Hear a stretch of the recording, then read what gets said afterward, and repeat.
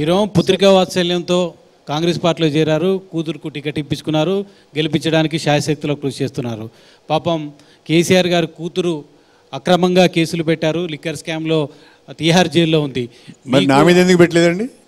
ఆ సమయంలో అడుగుతున్నానండి, ఎట్లా చూస్తారు? నా మీద ఎందుకు పెట్టలేదు? మరి నీ మీద ఎందుకు పెట్టలేదు? ఇప్పుడు ఎక్కడో చిన్న ఎవిడెన్స్ లేకుండా అంత పెద్ద వ్యక్తుల పైన కేసులు పెట్టడము అంత సులువు కాదండి. అంటే మరి అదే బీజేపీని కాంగ్రెస్ పార్టీ విమర్శిస్తుంది. ఆ లిక్కర్ స్కామ్కి సంబంధించి కేజ్రీవాల్ మీద అక్రమ కేసు పెట్టారంటారు. మీరేమో కవిత మీద మాత్రం సక్రమ కేసు అంటారు. నాకు తెలిసినంత వరకు ఎక్కడో ఏదో ఎవిడెన్స్ ఉంటేనే కేసు నిలుస్తుందండి, లేకుంటే కేసు నిలవదు. సార్, కాంగ్రెస్ పార్టీ ఏడాది కంటే ఎక్కువ, కాంగ్రెస్ పార్టీ ప్రభుత్వం ఏడాది కంటే ఎక్కువ ఉండదు.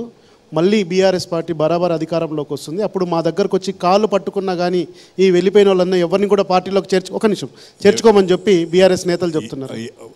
పాపం ఎవరి నమ్మకం వారిది. అంటే ఏడాది కూడా ఉండదని జోసెఫ్ ఇప్పుడు కేసీఆర్ గారు ఒక మాట అన్నారు, మాతో 20 మంది ఎమ్మెల్యేలు టచ్లో ఉన్నారని. ఎందుకంటే వాళ్ళ క్యాడర్ని కాపాడుకోవటానికి. ఒక రాజకీయ పార్టీ మాట్లాడే మాటలు ఎట్లా ఉంటాయి అంటే, క్యాడర్ని కాపాడుకోవాలి, క్యాడర్లో కొంత ఆత్మవిశ్వాసాన్ని నింపాలి కాబట్టి మాట్లాడుకుంటారు.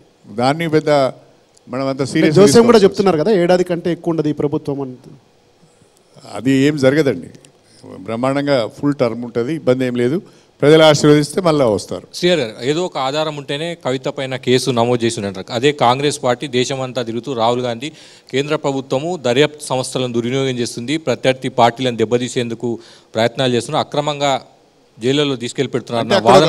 అక్కడ ఒక పాయింట్ పెట్టినట్టు పాయింట్ ఉందండి. అక్కడ ఒక చాలా ముఖ్యమైన విషయం ఏంటి అంటే, ఎవరైతే అవినీతి ఆరోపణలు ఎదుర్కొంటున్నారో, ఎవరైతే అక్రమ ఆస్తులు సంపాదిస్తున్నారో, వాళ్ళపైన ఏదో ఒక ఆరోపణ వచ్చినప్పుడు ఆ ఆరోపణ వచ్చిన వాళ్ళు బీజేపీలో చేరితే వాళ్ళందరూ కూడా ఆ కేసుల నుంచి తప్పించుకుంటున్న ఉదాహరణలు చాలా ఉన్నాయి.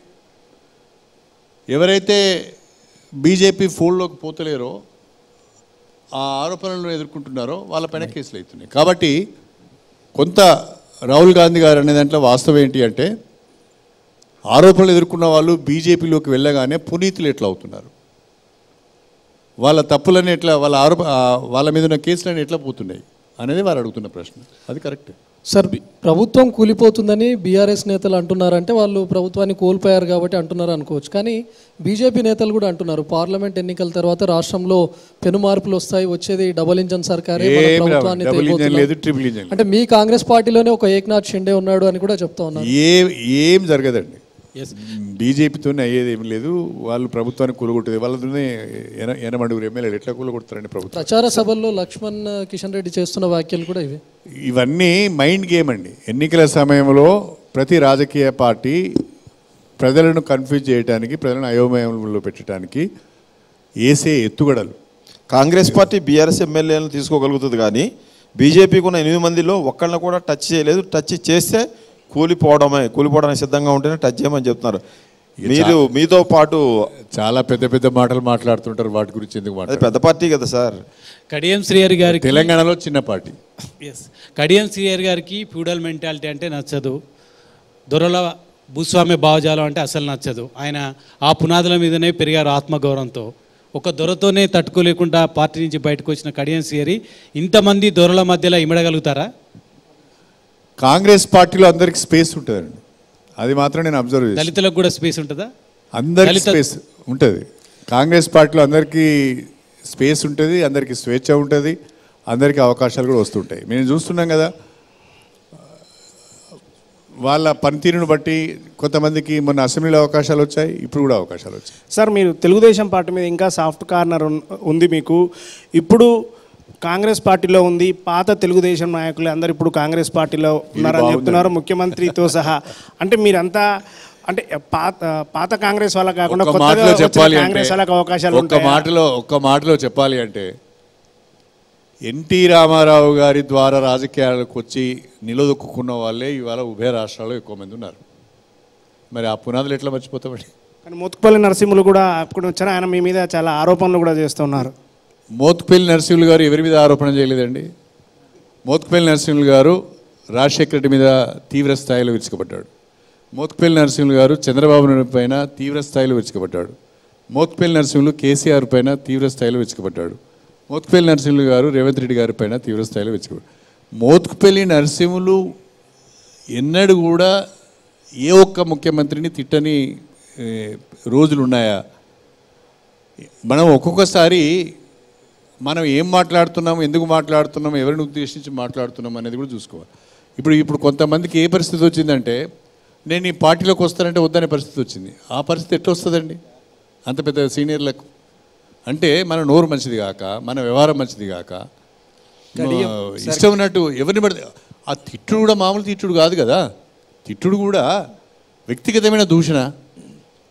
చూస్తేనే భయపడే పరిస్థితి వస్తే అవకాశాలు రమ్మంటే ఎట్లా వస్తాయండి? సార్ కడియం శ్రీహరి గారు కావ్య టికెట్తోనే సరిపెట్టుకుంటారా? రేపు మంత్రి పదవి కూడా అడుగుతారా? ఏం లేదండి, ఐఎమ్ హ్యాపీ. మంత్రి పదవి ఏమొద్దు.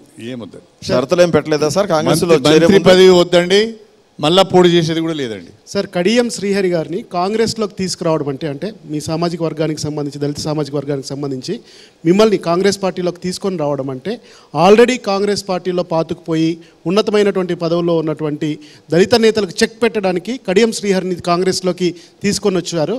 పాత పరిచయాలు ఇవి ఇంకా బాగా ఉపయోగపడ్డాయనేది ఒక ఇంటర్నల్గా కాంగ్రెస్ పార్టీలో జరుగుతున్నటువంటి చర్చ.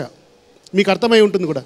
ఎవరిని చెక్ పెట్టడానికో ఇంకెవరినో ఇబ్బంది పెట్టడానికో నన్ను తీసుకొచ్చిందని నేను అనుకోవడం లేదండి.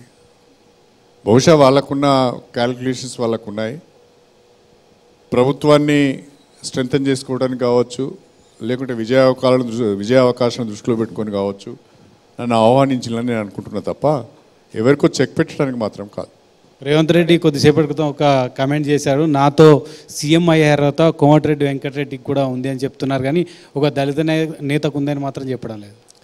అవన్నీ కాంగ్రెస్ పార్టీ చూసుకుంటుందండి. నేను వాటి మీద కాంగ్రెస్ పార్టీలో ఉన్న సంగతి మర్చిపోతున్నట్టు. నేను కాంగ్రెస్ పార్టీ అయ్యా నేను వచ్చి 4 రోజులు కాలే, అప్పుడే అన్ని విషయాలు నన్ను అడిగితే